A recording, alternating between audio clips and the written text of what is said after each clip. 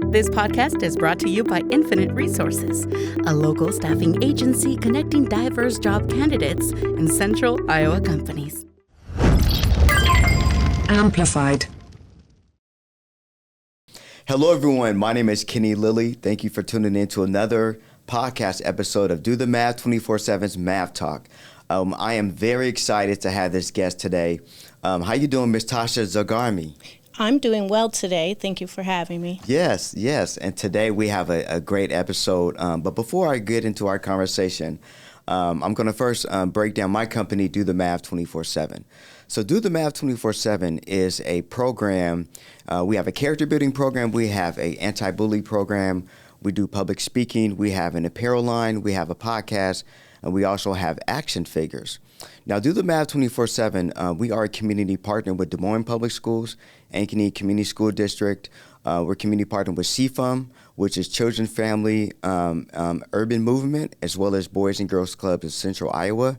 Now, to break down my company, Do the Math 24/7, is when we look at the 5 basic math symbols: add, subtract, multiply, divide, and equal. So for add self-respect, add empathy. For subtract bullying, subtract injustice. For multiply empathy, kindness, multiply understanding. For divide, it's indivisible, meaning that even though sometimes that we may be divided, ultimately when we work together as one, indivisible, we're stronger unified as a body. Equal stands for equality, and 24/7 stands for all the time. So there you go, Do the Math 24/7. So again, how you doing, Ms. Tasha? I'm doing well. Good. So just a little background but with Ms. Tasha, and as far as the theme of this podcast, today we're going to be talking about PTO, which is the Parent Teachers Organization. Now, this is a subject that oftentimes we rarely hear about, right?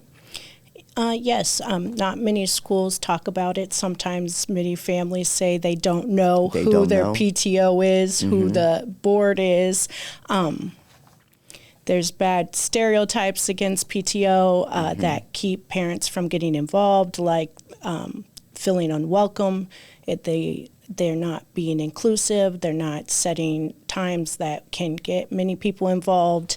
And just kind of a mean girl kind of vibe is stuff that I heard when I first joined the PTO. Yes. And thank you for sharing that. We're going to kind of go into that a little bit more. But that's one of the things that we wanted to share as far as PTO. We want to really talk about the highlights of PTO and just kind of, it's more or less like a reminder, kind of like a refresher of PTO. You know, me growing up as a kid, my parents were part of a PTA or PTO. You know, so it's been around for years, but a lot of times, as I mentioned, you just kind of don't really hear about it as much. So, but we just want to make sure we highlight it because we know school year is starting right around the corner, if not already started in different states.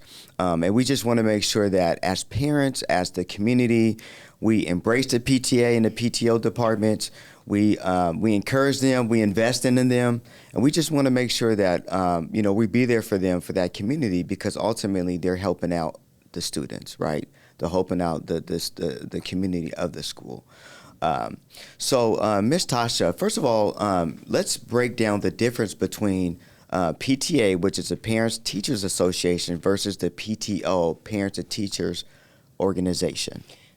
So most schools have PTO now. It used to be PTA. PTA, you actually have to pay a membership fee to be part of it. So you have membership dues every year. PTO is just more of straight volunteering. There are no fees associated. It's free to join, free to get involved in and help with, whereas PTA, you do have to pay to participate. Okay. Now, when we first met, we met at, it was last summer, it was at the Ankeny Community School District Backpack Blitz, yes. Right? And Yep. Resource Roundup. Correct. So I was there. I had a table because I'm being a community partner with Ankeny Community School District. I had a table there, and I was just kind of, sharing our programming.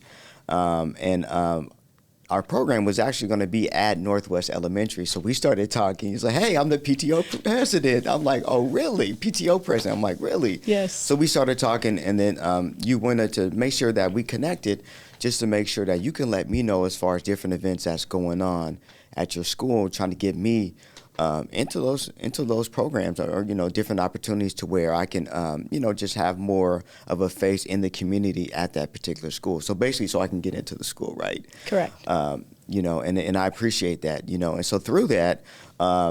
Last spring, I was part of it was Family Night. Yeah, Family Fun Night. And Yep. what middle school was that at again? Family Fun Night.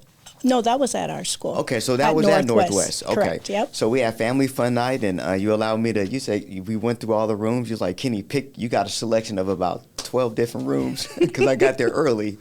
I always try to get there early to set up my table, but you gave me an option, so I had to end up taking the cafeteria. Correct. Senator, my grand exhibit, and I had an opportunity to talk to a lot of parents at the school, and just to understand what's going on at the school, the culture of the school, and what the needs are. So, I really appreciate that you allow me, to be a part of that. And that's just one of the great things about a PTO organization, is that sometimes you can go through them to get connected to the school.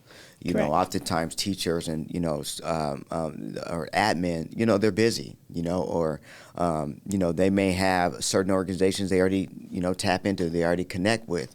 But sometimes, going to these different community events, you find of different companies like me, and, you can be that voice to where, to make sure that we can kind of get into those schools, or at least, they know as far as what we're doing. So, as far as any community partners out there that work with any school districts, I encourage you to definitely get in contact with some PTO officers, because they go hook you up. They better hook you up. Yes. Because that's kind of what you do. So I do have some questions, so we're going to go over some questions. And like I said, before the podcast, pretty much it's just conversation. And ultimately, I want to highlight what you guys are doing, because you guys are doing a fantastic job. So my first question is, what inspired you to get involved in your school's PTO? Actually, I was not involved. My son was actually in 3rd grade. Okay. And he's my firstborn. So, and there was the COVID years, which messed up everything. I actually started becoming a sub in the district, particularly at my kids' school, either as a teacher or a para.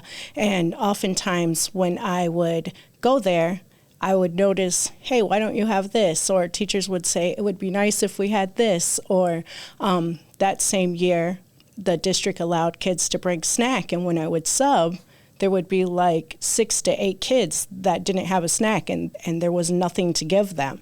And or as a para, I go out at recess. You often work with kids that have mobility issues. And I could see, like, even if they could do some things on the playground, mostly they would just sit and then hope that friends come and speak with them. So they were very limited to what they could do. There was very limited playground equipment. So I just went to the principal and I was like, hey, what's the plans for this? What's the plans for getting adaptive equipment? What's the plans for fixing the leaking ceiling? Or, how can we support the classrooms more? What can I do? And, as we talked, then I quickly became aware that I could be more than just getting involved. The school needed a parent voice backing. Yes. And that's very important. I mean, most of the time, a lot of things get done when parents start to complain. Right, come on. And so then I was like, well, how can I help you with this and this? And she's like, well, have you gone to our PTO meetings? And I was like, no, I try to stay away from there. And then so she gave me some things, and then she was just like, you really need to go to a PTO meeting. So in March that year, I ended up joining and realizing, all these fantastic events and these elaborate events that get thrown were actually being ran by maybe 5 or 6 parents. So I was like, okay, yeah, they need more support too. So I joined and just asked what I could do, and then later the board was, most of their kids were moving on to middle school, so there was a lot of open spots, and I ended up becoming PTO president, and only had gone to PTO for 3 months, so. Became president. Yes. So, and that kind of shows you, too, how PTOs are hurting. There's not a lot of involvement. The point of the board is that the vice president takes over when the president leaves, because they've been around, they've shadowed him, and I think that year we needed 2 or 3 new board members. And so, and there's just not a lot of volunteers, so you can go to one meeting and become president. So. Right. Yeah. You know, I like how you mentioned kind of the proactive approach when you went to the principal, you know, like what is the plan, right? You know, kind of like, I know you have a plan, just kind of pushing the principal, like what is the plan to make sure this gets done? Did they have the right equipment for, you know, maybe other type of, you know, children that may have a disability or different things like that, you know? So, and that's a very proactive approach, you know, and that's, you know, something that, you know, kind of a go-getter approach, and, you know, just, you know, taking that initiative, making sure that, you know, there's some action behind it. You're kind of holding the principal accountable, right, to making sure that, you know, things are being done, because you see these needs, right? Correct. These are needs that you saw, and you saw there's a void, right? These are not being done. So you just went right in and said, hey, how can you kind of help facilitate that to make sure it does get done? You know, correct. And I will tell you, the first thing I said after I listened to her and she explained how, you know, lack of funds, it's a district matter. I'm constantly, you know, reaching out to them. I've sent in so many work orders. Then I just finally said, well, I can help you with that. And so, you know, I kind of follow my number one rule is do not come with a complaint without offering a solution. Yeah. So. Yeah. So let me ask you this. So do you think that it kind of helps that even though an admin, principal, what have you, teacher, social worker, can, you know, request different things, that helps, but you think it maybe helps more that there's parents? If there's parents backing the school, yes. I 100% think that's actually what gets things done. Yeah. When the parents start to raise their voice, you know, and or some of us like to go find the parent friends and, you know, make meetings with the district people in an office and sit down in person. So I won't say that's something I did. And so, but no, and it's kind of like bringing awareness. I mean, our job as a parent is to advocate for our child. Yes. The job of the PTO, honestly, I think is to advocate for the whole school in general. So if it's backing the administrators, the teachers, the students, the parents, I mean, our job is really to listen to them and boost their voice. Right. So, and then as you come as a group, and you get more done than coming as one person. Yeah, definitely. And I like how you mentioned that, regardless, you have everyone's back. Yeah. Everyone's back. It's not just my kid. Yeah. Yeah, but even as far as like administration, you know, not just teachers to principal to whoever, you have everyone's back. Including an actual building. Including the building. Like we really fought to get things done just with the building structure itself. So, that's what, to me, PTO is and should be. Yeah. And, you know, before I forget, I want to highlight a fundraiser that you helped start. Or you launched. I remember about a year ago we were talking about it. You said, there was some playground equipment, right? And you kind of want to share a little bit about that and how much you raised, or you all raised up to this point? Yes. Because this is awesome. So when I joined PTO, that was about 2 years ago, when I took over as president, the second year, I was like, you know what? I want to do something more. I want to do something bigger. We can do something bigger that will really make an impact at our school.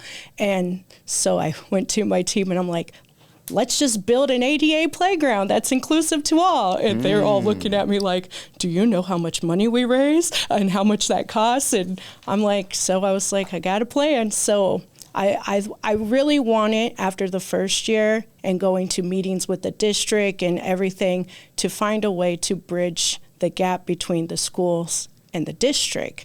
So I thought maybe one way to lead that was I went and met with the district and asked them, what is your plan for the ADA playground? Is there a way that we can partner with you to cut your expense down? And because it's something we can't raise on our own. So the Ankeny School District actually they ended up putting up a little over $50,000, and we ended up raising $42,000 between our families and grants. So that's $92,000. Yeah, we needed 95. So the district, That's awesome. I went back to them when we were short, and I said, look, we really can't fail. Here's some other things I've been looking at to cut the cost back, and then ultimately they just said, we have a little extra that we can push in there to get the playground going. Got it done. So and we did. So we went to them, offering to partner and be a team versus yelling at them for something that we didn't have and that other schools had.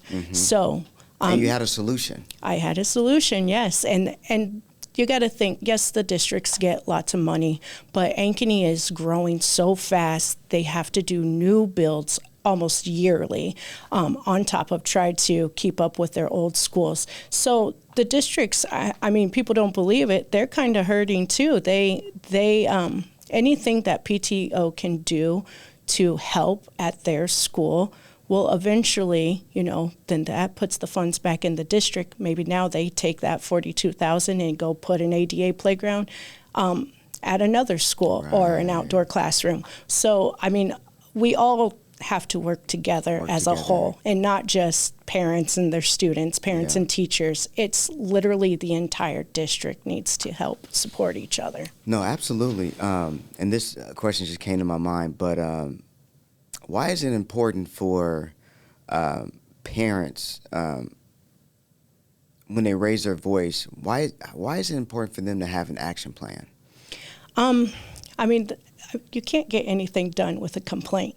So people can say, yes, they're going to hear you. But if it's not done, you have to assume they don't know how to fix it, or they're trying to figure out how to fix it themselves, or, So if you can think outside the box is what I really operated on. We didn't have a lot of funds, so there was a lot of outside of the box thinking. So if you can come and, bring your concern up, bring your complaint up, but then also be able to provide an idea of how you think it could be fixed or something. No, they may not take your idea and run with it, but you kind of get their wheels a-turning too, and they may just take part of your idea and add to it, and then all of a sudden you just collaborate it and things are getting done. Right, yeah. Versus you come, you complain, and walk out that door, it's like, tell the next parent. Right, to the next parent.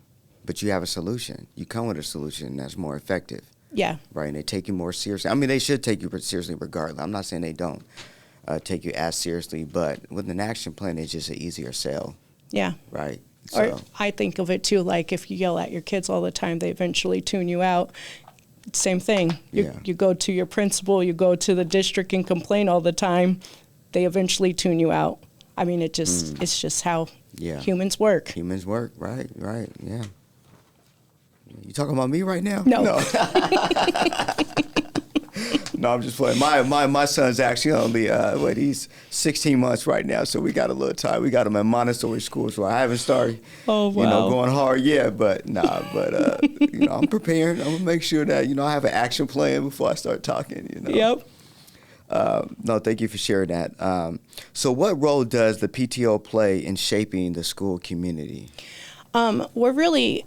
PTO is like a huge and vital part of shaping community within the school. I looked at it as if PTO is we're the in-between. We hear the parents, we hear the teacher, we hear the admin, and we put it all back in one spot versus, a parent goes to a teacher or a parent goes to the principal. We're still missing parts of the puzzle that need to be put together in order to make a solution. So we're really kind of the bridge between students, parents, teachers, and the school. And and it's I think it's a very important role to be as your PTO, and that's why it's important to build trust with your parent base and your staff base at your school. We really help, like I said, advocate. So if the school needs support, we can bring parents in to help support. The more heads you put together, the more ideas you get. Teachers, districts have rules and policies, so there's only so much teachers can do. So they can come to PTO and ask for stuff for their classroom, or they feel more comfortable coming to us to ask for it versus constantly sending it out to their students' parents. And then we can take that, which we did. We would take their request and we would send them out on Facebook, actually. And we would get people it would either be our parents. One was noise canceling headphones for the SPED team. And a lady who didn't even go to our kid school, didn't even have kids at our school. She just said, you know what? I had a child who needed these in school too. I'm gonna donate these. So that, and the other part too is that, SPED and the arts and all of the specials, they call them art, PE, guidance, media, and music, they don't get a student base. So they don't have anyone to ask things from. But many of us parents would love to support, guidance needs a team building game, or music needs an instrument or something that helps the kids perform better. So we're really that communication. We're really that the bridge that kind of holds it all together for it to go back and forth. Mm-hmm. So you mentioned something which I mean that's good to know for teachers. But so you're saying that teachers can actually, instead of sending out mass emails, or just communication to all the parents as far as things that you need, they can actually go to the PTA. Correct. And they can be probably more receptive of the parents if it's coming from the PTA. Is that what you're saying? Yes. And EMA and PTO, for us, we set our budget at the beginning of the year. We actually set a budget for teacher requests, but we had to be mindful of our spending because we had such a big goal. So then we were like, let's just send it out first and see if anyone wants to donate it. Or like anything. We would be so resourceful. I once stood outside of Five Below to collect Play-Doh and headphones for many teachers that were requesting those items. And I just asked as people went in and partnered with them and partnered with Five Below and just said, these are two of the biggest items that were asked for. Do you mind if we just ask people to donate them, go in your store, buy them, and drop them off to us when they leave? And they didn't have a problem. And we were able to supply, I think it was 12 classrooms with headphones and Play-Doh. So sometimes you got to just ask. Just ask, or think outside the box. Think outside the box. So, okay, teachers, go through that PTO. And one thing we did to try to help build that communication with the teachers so they could feel comfortable, I met with every teacher the first year I became president. I went to their class. I sat down with them. I explained we had a budget. I wanted them to feel comfortable to come and ask us for requests. And I, like all of the staff, SPED, everybody, most grades have a head person too, so they also, I made it known that they should come to us first before buying something, because one of my goals as PTO president was to reduce the out-of-pocket expense on teachers. And one thing that was very successful, we just put up a sheet in the teacher lounge that said teacher requests, and just put your name, what you want, and how many of them. And I would just go in a couple times a week, check that, and then find it. Mm-hmm. That's awesome. That's awesome. And I mean, these are needs that have to be taken care of. The teachers, I know a teacher that comes to my mind right now that, I know that she requests through Facebook, as far as, which is great, people help out as far as supplies for her class, and then people definitely contribute. But I don't ever think that her school has a PTO. I don't know if they do or not, but that's good to know that, if they do have an organization, it may, people may be more open. And it shouldn't be that way, but just by, they may just be more open, knowing that it's coming from a parent association, right? Mm-hmm. versus a teacher, even though it's really the same thing. But Or like I mentioned, district policies. They used to be able to send out Amazon wish lists tagged at the bottom of their email. They had to take those off. So basically now we tried to gather their wish lists and just kind of put out like adopt a teacher for Christmas and put those out on the PTO Facebook page, and or just everyone buys their teacher something at Christmas or at the end of the year. So if someone asked us, we would say, well, this is what they're looking for. Good. Okay. Now I've already asked this question somewhat, but you could probably have another bigger win. But what are some of the biggest wins your PTO has accomplished this year? I had we got the playground, 92,000 for the playground. I know. I had quite a few things. I would say the group that I put together, we really wanted to support the families, not just throw parties and events. So I would say we operated a lot differently than a lot of the PTOs. So I wrote it all down because it's a lot. So I became PTO President in July that first year. And like I said, I subbed, and the snacks were a problem. So I wanted to provide snack for the whole school. That year, I could provide snack for my kids' classrooms. So I was only impacting 2 rooms out of, I think we have 18. So I went to my team and just asked who wanted to help with this project. And it's big because, we were thinking it's probably about 50, 60 kids a day that are going to use the snacks. So we went to Hy-Vee, another mom and I and our 5 kids, and we probably over that summer spent about 12, 15 hours collecting snacks by handing out a flyer with our the district's approved snack list. And within that first month, we noticed that we were not prepared enough because in reality, 120 to 125 students were using that snack pantry every day. Wow. So then we reached out to churches to get them to do snack drives. It still was not enough. I created a trail mix that made snack about 15 cents a snack for a student, and then more moms would get involved to help bag that. We were bagging anywhere from 700 to 800 snacks a week. Wow. So that first year, our snack pantry ended up giving out over 20,000 snacks. Wow, that's awesome.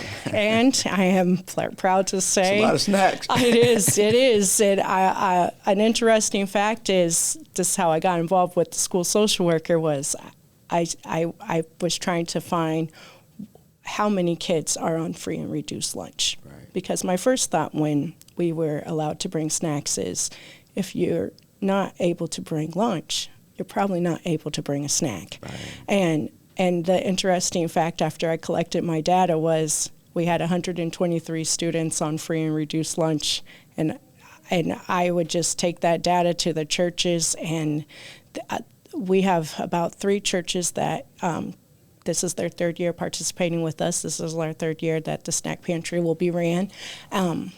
And they use their youth ministry. So we created where kids are helping kids kind of mentality within our community. Yes, so that's awesome. The snack pantry, probably one of our biggest wins other than the ADA playground. That same year we created a project called the Blessing Bag Project because as PTO, we wanted to do more to get students involved, and we wanted to really kind of enforce like the importance of giving back to those that help you. So we had these churches giving us snacks. So we created the Blessing Bag Project, where we collected like 5 personal care items. Each student got to write a personal little note, and it was just signed Northwest,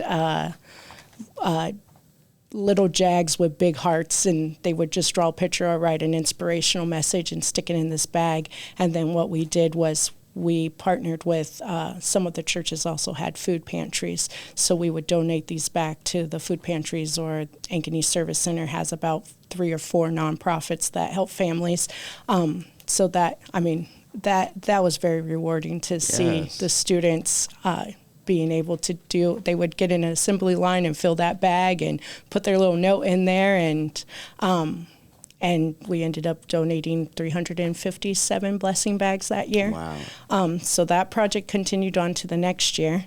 And of course, the next year was the ADA playground. So like, how can we do more? How can we get bigger and better? The other thing we did that first year was Fun Night wasn't free. So it was not open for everyone. It was not inclusive. So mom and I and another mom kind of formed a grant team or a team to go out and get sponsors or write grants for things to make Fun Night free and open for every family to come to it, since we had learned that we're a Title I school, which means, we support a lot of lower income families. So we were able to get enough sponsors that year to cover everything. I think even before we started that night, we were already making like $1,000 because people were donating. And we were able to make that free for everyone. Nice. So the next year, to make it bigger and better, which is where you came in, that was the first year that we offered a free meal to every family who also that. came. Yeah.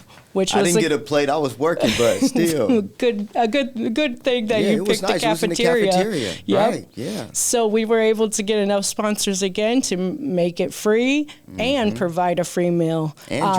And drink. It was a hot dog meal, hot dog chips, and a drink. Lemonade, yeah. Free I got some lemonade. for every student and their family. And their families. So that was another big win for us. Nice.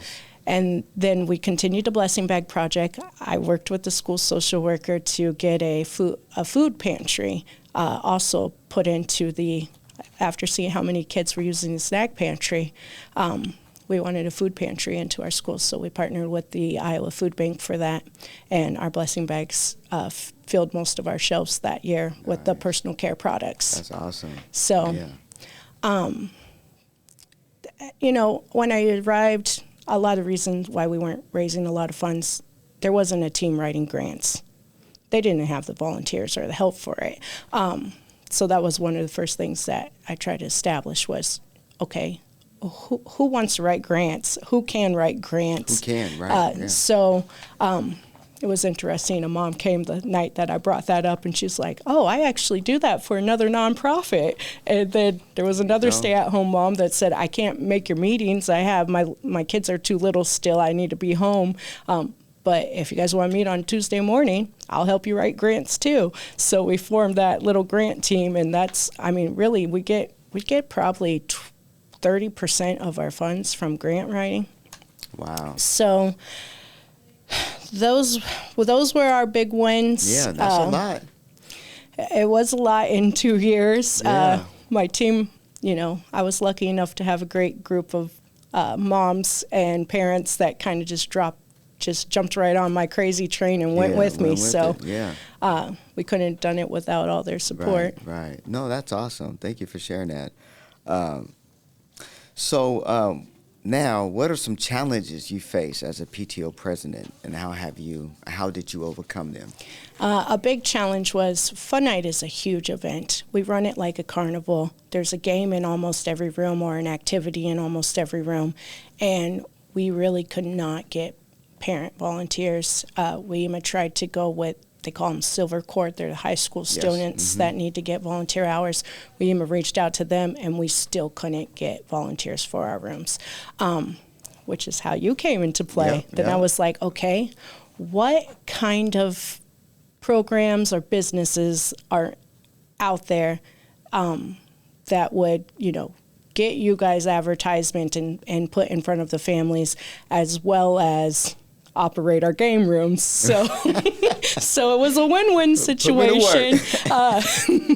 And that's what we did. Yeah. That second year, we filled almost every room with every business you could think of. Games, music lessons, tutoring, swimming, anything that was pretty much kid related. And everyone, they loved it. aim of the first year we had to do that, and many of them would email us like, can we come back? And so that was one thing. Volunteers is a huge problem in PTO. It's very hard, whether it's, parents are having to work now. There's not as many stay-at-home parents as probably during our generation. Sure. And then kids are in so many activities these days. So I don't like to think of it as they don't want to get involved as much as they probably have limited time and it's very hard. Okay, so I have a question for you. So how can schools better support PTO leaders and volunteers? So schools, the biggest thing is that the PTO is very limited on our contact with parents. We can show up to events in person. We can hand out flyers. I would even put up signs in the car line. The first year I became president, after our big fundraiser, I stood in the car line waving with a huge thank you for supporting us sign. But that's about all that we can do. We don't have parent emails, phone numbers, any way to contact them. We do handle the school directory, but we put, when they fill that out, one of the questions is, do you want to receive communication from PTO? Lots of people say no. And so the big part that schools can do is they hand out our flyers. So that's one thing they do great, but like follow-up emails on big events. Just do an email blast out to your whole classroom that we're having, fun night. Our big fundraisers coming up. And I'm not saying our school didn't do this. Yeah, sure. It's just, It'd advice. help more. And if, like, some things, they seem small, but the community nights that we also started was like bingo, open gym, craft and game night. Like, these were all free events for families to come to just try to create something that draws them in, Sure. doesn't cost them anything, and hopefully get them to connect with their kids' friends' parents, as well as providing outside of the once a month PTO meeting time to be able to, have some time to connect with PTO too, and bring up concerns or questions that they had. And so, it's a small thing, it seems, but if we can build that community stronger, that's how we get more support for the school. So having our teachers, I know they have a lot on their plate. Yes, so yes. It's so hard. We tried so hard not to put more things on their plate, but just like any big event, community nights, if they can blast that out to their class email, it can reach a lot more people. Oftentimes, people don't even look in their kids' backpacks. They don't even see the flyers or anything like that either. So, but most likely they'll open an email from their kid's teacher. Yeah, because and at the end of the day, it's helping them out. It's helping out the resources in the school. It's helping out the food pantry. It's helping out in so many different areas. And it's not like, saying that they have to be obligated to do it. But, we're doing this for you guys. Yeah. You're doing this for the teachers to make sure they have the funds to make sure that, the kids are taken care of, right? Yeah. So if they can, at least try to send out emails more, the admin, school admin, can send out emails more once you guys have events, then that would help everyone out. Yes. Is that fair? Is that? Yes. Yeah, right. It kind of helps us get more connected with more people. Get more connected. So many people don't want to come to a meeting. Most of the time, those meetings are just planning things anyways. Yeah. I would always say nothing gets done at the meeting. It always gets done after the meeting. But come to an event. But come to an event. If we can get your parents on board with us, or, help provide that open communication with your parents anytime that they would ask for a classroom request, I guarantee you we could find one of their students' parents that would support that project. Okay, so let's talk about, and you mentioned this kind of in the beginning, but some of those stereotypes that may cause some parents not to want to get involved with the PTO. So let's it's teachers too, not just parents. And teachers. Okay, so let's be like a myth buster for a minute. Can you be a PTO myth buster? I quite love that show. Okay, right. PTO myth buster right now. So let's bust some myths about PTO. I think one, the mean girl. I mean, lots of people feel like, oh, this is where the mean girls went after high school. And I think it's just like, I would say you are probably friends or you're the big donors of the school. It just, and then even as me as the PTO president, it's very difficult sometimes to delegate tasks. Okay. So, yeah. I mean, you could definitely come off as someone, she just wants to do it herself. I had to be very mindful of that. Or I would definitely reach out and be like, this is why I did your job. Or, just, you got to be mindful of that too. Being welcoming. When people show up to your meetings, go up to them right away. Say, oh, you're new. What's your name? What grades are your kids in here? And try to build a rapport pretty quickly. One thing I tried to do to help with the PTO and get more involvement was I went to the kindergarten meeting and gave a presentation about what our PTO was doing and what we do and ways you can be involved, whether it's at the meetings or outside of the meetings. So I would say the biggest one is that people are just scared to approach PTO. Yeah. So, and a way to solve that is to just be more welcoming, be more open. We even put out on Meet the Teacher Night a flyer that had a picture of all of our faces so people could know. We want to see your face. Because I was like, okay, I've been here for 3 years. I have no idea who our PTO is. Right. Oh, yeah. Come on. Where did you see photos of PTO? Another mom's idea was that at all events we wore a shirt that said PTO Squad so that we stood out and people would know who to talk to or who to find. Yeah. Yeah, no, that's good. That's good. I think the other thing is that PTOs, another myth is, or they always come across, PTOs do a lot of stuff that people don't know about, but what people see are the big events, the parties, the flashy stuff, the bounce houses, face painters, all of that, and it always seems like you're being asked for funds so we can get sponsors for Fun Night, which is basically a giant party. And I think some parents, myself included, we would like to see PTOs do more that give also back to the families. Like our families last year, they were $33,000 of that money that we raised. I didn't want to ask them for a single thing after that. Yeah. So it became like how can we provide resources that also help our families, whether it's through, like we have a clothing closet, the snack pantry, a food pantry. I met with different places in our community. We have a community youth center that offers very low rates for after-school programs or no school days. I think it's like $15 a day to send your kid there. And so, like, different things, daycare, childcare, anything we could think of to help get back to our families. Yeah, no, that's even daycare. I mean, that's awesome. That's outside the school, but it's a need. Yep. It's a need. That's where the school social worker comes into play. Right. She knows those families. Right. She knows who could use the support. Between the school social worker and the principal, those are your biggest resources as a PTO. Okay. The principal knows the policies, who to go to get if you're trying to do something or start a new program. The social worker can help you with the community outreach part.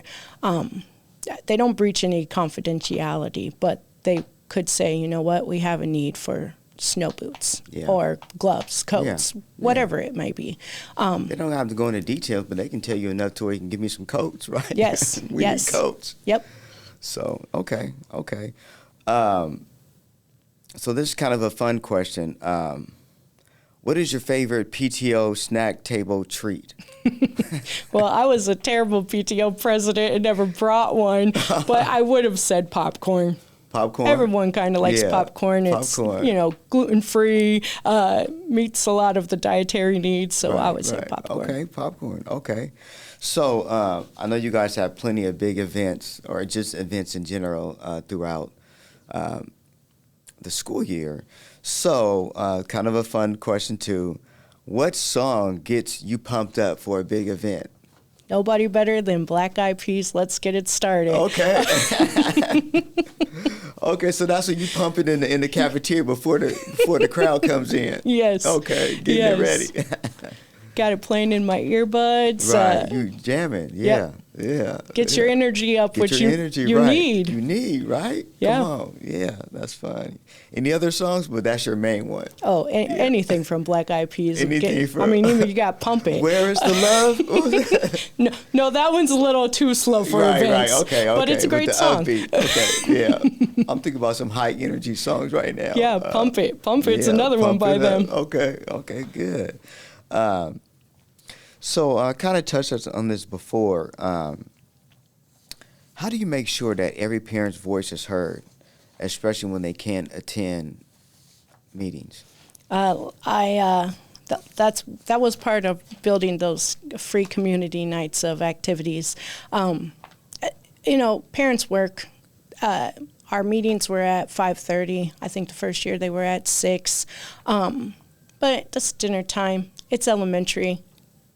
You got to assume that they have smaller kids than the kids coming to the school.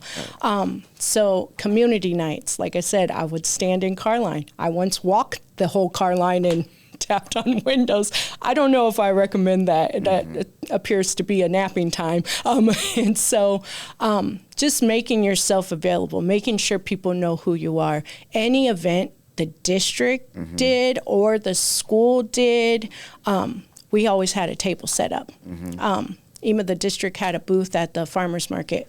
We were there on that Saturday providing, we had a pamphlet that we would pass out what PTO does and different ways you can get involved outside of coming to meetings.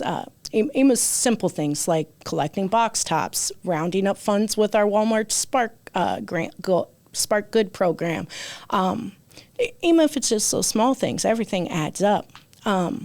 So it just really make yourself available. And I would even say, I would put my table right at that back door where they come in. The first thing they would see is PTO. Yeah. And I would just instantly say, good evening.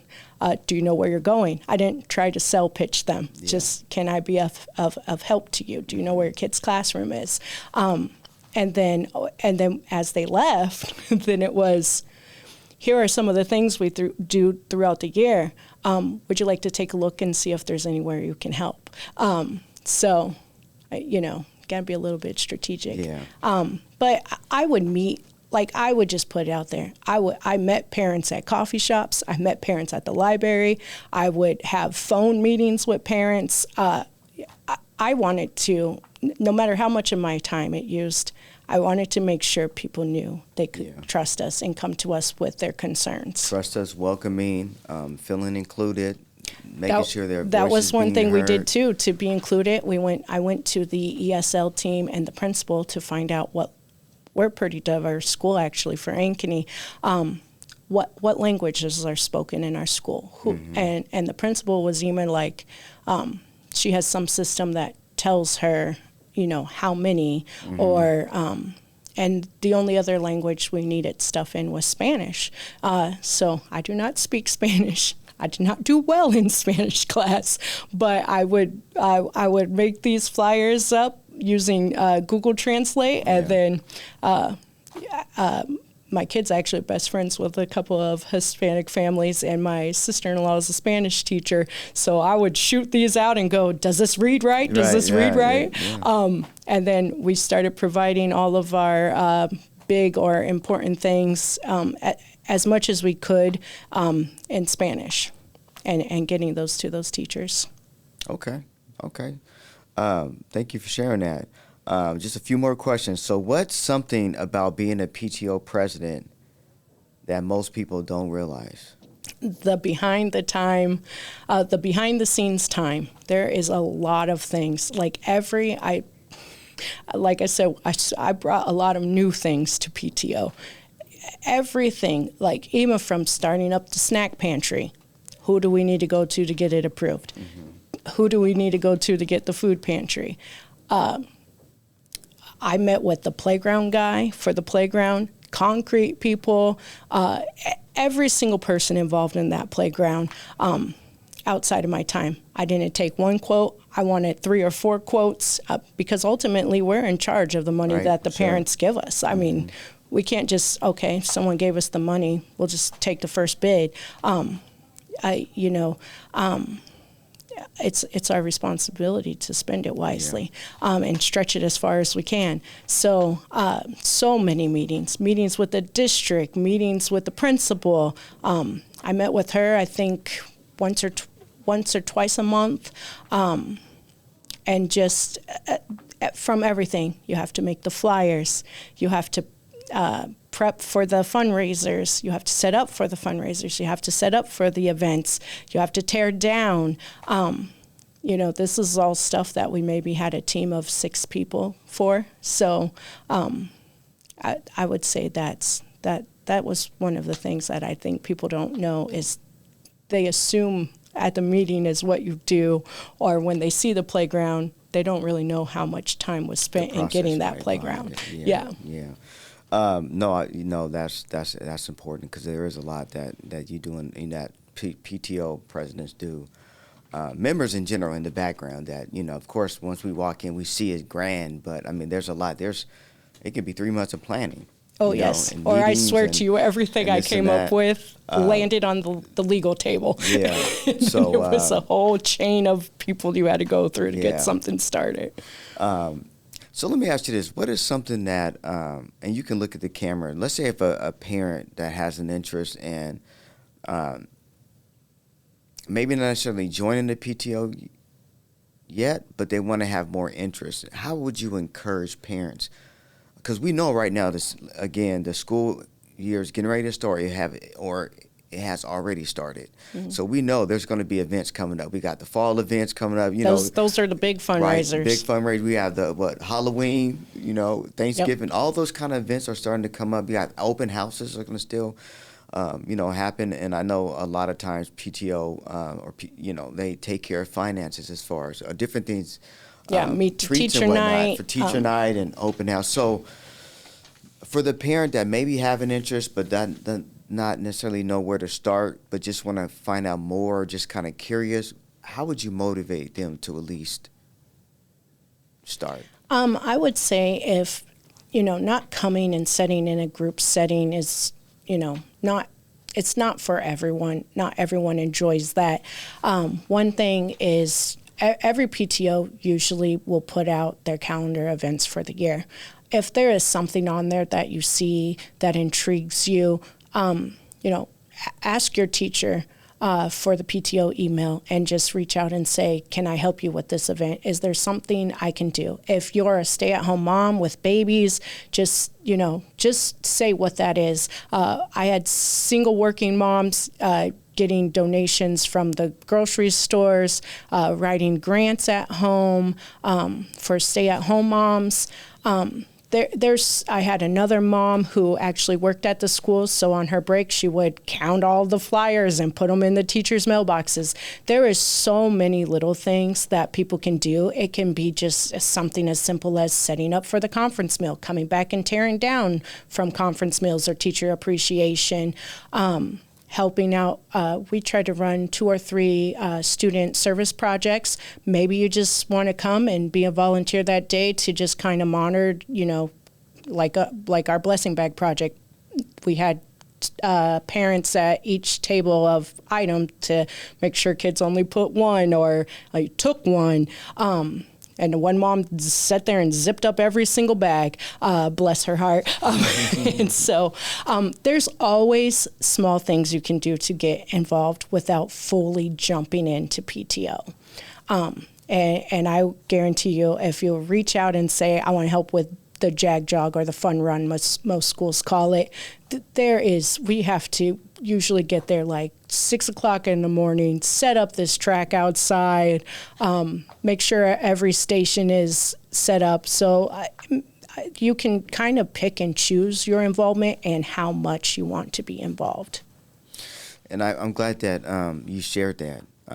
You encouraged, parents, because we may not necessarily want to do a whole lot or have time to do a whole lot. In our heart, we may want to, but we just don't have the time. But if I know I can just jump in and do this, okay, I can do this, and maybe I can do one in the spring, or maybe just do one thing in the summertime, or like in the wintertime. But so instead of feeling obligated.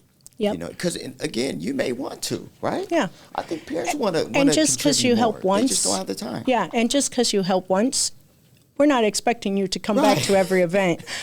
If you want to, we love it. Yeah. But like we did, you can only fundraise 3 times with your parent base. So that means 3 times you can ask them for money. So I started community fundraising and seeing what was going on in the community. And the Ankeny Art Center does Santa's, so they call it, in November. And like that, I had one mom, she would bake all the brownies for us, and that's what she did that year. Yeah. Anytime we said teachers needed treasure box items, she would, reach out to people she knew and collect, bead necklaces, all these little trinkets. And there were a couple moms that said, hey, right now I don't have the time, but if there's something you need, please feel free to reach out to us. And that's what one mom only wanted to support the snack pantry. So that's what I mean by you can pick and choose. And even for me as a parent, sure, I want to help out, but I really didn't want to support, putting money into getting bouncy houses. I wanted to support things that directly impacted the students in their classrooms. So, my thing was to go for teacher requests. So it just depends. Yeah. And what I found is the things that some parents choose to help with, there's a reason. They have a reason for why that's what they want to be involved in. And I would just say PTOs will take any support you can give. Can you say that again? PTOs will take any support you can give. So like that, if the moms that reached out and said they didn't have time, they were happy to donate money. I knew if I was in a pinch, I could send that email out to them and they would probably support it and purchase those items. Okay. And I like how you mentioned how, parent may have an interest in something else. So it's kind of like, you may not want to do that, but I have an interest in this, then do that then. Start that. If it's for the ADA playground, you had interest in that, so you started that. So, and that's how it kind of multiplies, right? Yes. You're spreading out. And the thing is, you're covering now different needs. And Before you may needed a photographer, now you got a photographer for the school dance, or you know what I mean? Mm-hmm. Just because of you saw that need, you're already a photographer. You got free time. You're the photographer, school photographer for the dance. I don't know. I'm just kind of or that's kind of that mean girl stereotype with PTOs. Is oftentimes parents might come with an idea. It's normal to come and there's something that you want for your child. So you might go to PTO to see if that's something that you could work on or how it can fit to not only support your child. One thing PTOs can do, just listen to people's ideas. And instead of turning them down because you don't have the funds, you don't have the volunteers, gotta get creative sometimes. Because they may even have a solution. Yeah, they could. They may have a solution. Or because it's for their child, you will be surprised at what they're willing to do. Right. So they'll sit and spend that time writing grants. They'll walk around and with a little flyer that says, "Can you support this project to every business?" So I think people are shy. I'm a very I'm not an introverted person. I'm very outspoken and outgoing, and sometimes a little intimidating because of my energy level. And so, most parents, they don't know you. They probably don't even know what PTO is. So when they come, it probably took them a lot to even bring up their idea. And yes, I found afterwards, if I just took them aside and talked to them separately, yes, you could figure out what their idea is of how they can help you. Okay, that's good. Thank you for sharing that. Yeah, just a little reassurance. Okay, so what's if you had unlimited resources, what's the first thing you'll do for the school? We definitely. And I know this can be, Oh, But what's the it, first thing that comes to mind if you had unlimited resources? one of my big goals was to replace the roof, but that actually needed millions. So I had to drop down to an ADA playground. Okay. So yes, it would be the first thing. It's a roof. The older buildings, they're roof. kind of suffering. The district doesn't have a lot of funds for upkeep and repair, especially when they have to constantly build new buildings to support the amount of kids. So it would be a roof. So a lot of money could be going towards new development versus repairing. Mm-hmm. Okay. So the last question is to do the math, 24/7 math equation.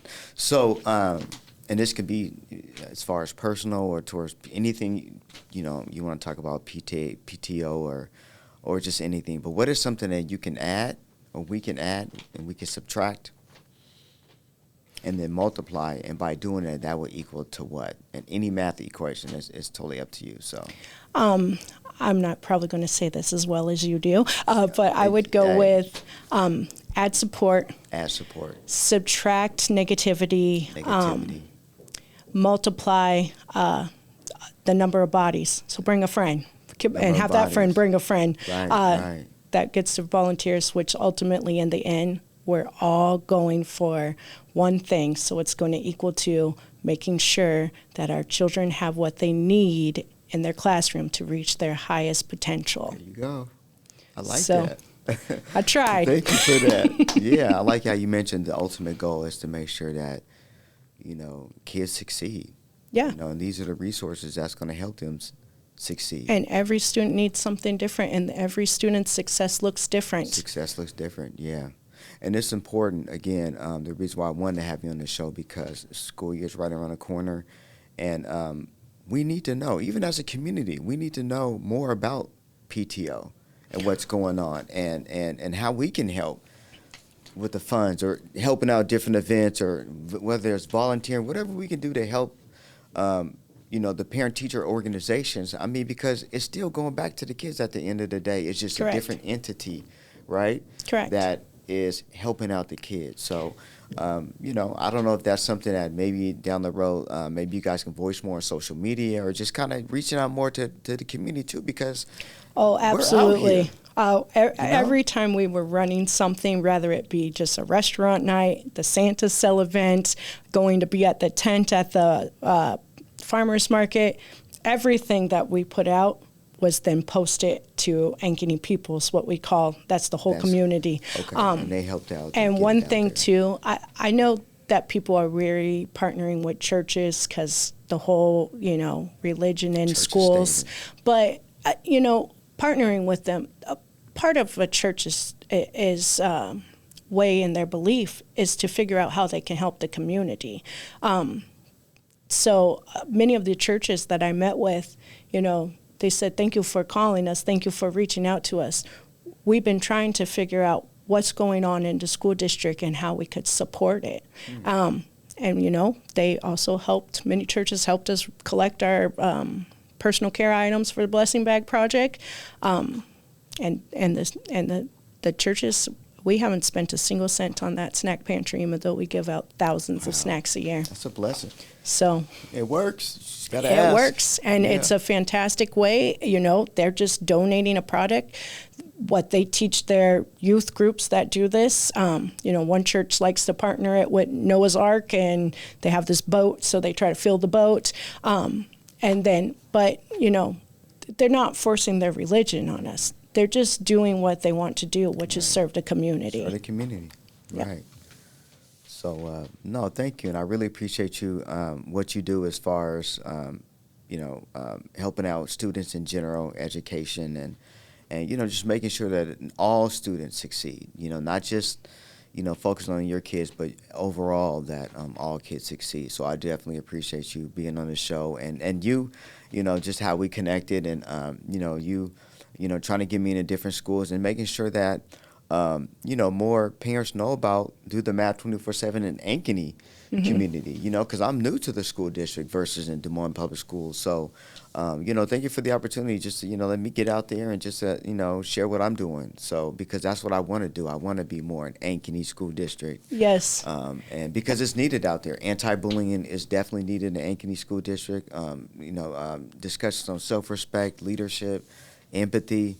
Because I talk with parents. I've talked to plenty of parents out when I went to that event, that family night, and a lot of parents told me, it's like, Kenny, you don't realize, or a lot of people don't realize how much bullying is going on in Ankeny School District. Oh, yeah. It's and these are parents from elementary, middle almost school, and high school. Almost a daily thing on Facebook. They're telling me how it is bad and it needs to be addressed. And there's nothing against the school district or any other cities, or but call a spade a spade. Bullying is huge in almost all schools. And it looks different these days. And it looks different. We're talking more of the cyber and more of the hidden type of bullying, but sometimes that could be more detrimental to the kids. It's constant. They never get the break when they go home. They never get a break. So, anti-bullying programming is needed everywhere. So hopefully I can, have programming in more schools out there, and because it's needed. So. Yeah, and I will say a few weeks ago I joined you at Moulton. Yes. And I would just say, so another thing is kids don't socialize in person enough. And one of the things that you did at the game of the roll the dice and put them in a hypothetical situation, and give them a chance.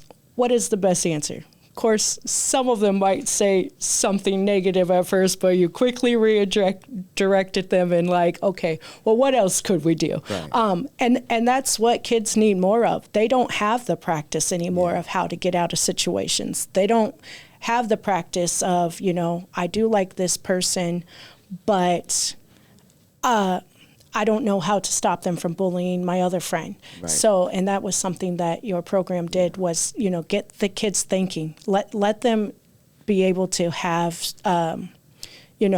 some shield and armor to go in if they're faced with these situations. Right. Yeah. And just real quick, I definitely want to thank you again for being part of my, Tasha came in for one of my summer programs, and it was on positive peer pressure that day, and you helped us out volunteering. Your kids came too, but it was a great time with the summer school, so I thank you for that, because you asked to volunteer, so I appreciate you. And you learned more about as far as what I'm doing with Do the Math. And it was at Moulton Elementary, which you were a student at Moulton Elementary years ago. So it was fun to come back. Right. So, but again, thank you for being on the podcast. Keep doing what you're doing. I appreciate everything that you're doing, and thank you guys, everyone, for tuning in for another discussion of Math Talk. I greatly appreciate it. My social Instagram is @DoTheMath247, Facebook @DoTheMath247. My LinkedIn is Kenny Lilly, last name Lilly, Lilly. Website is 101math247.com. So thank you again for tuning in for Do the Math 24/7 Math Talk, and remember, Do the Math 24/7.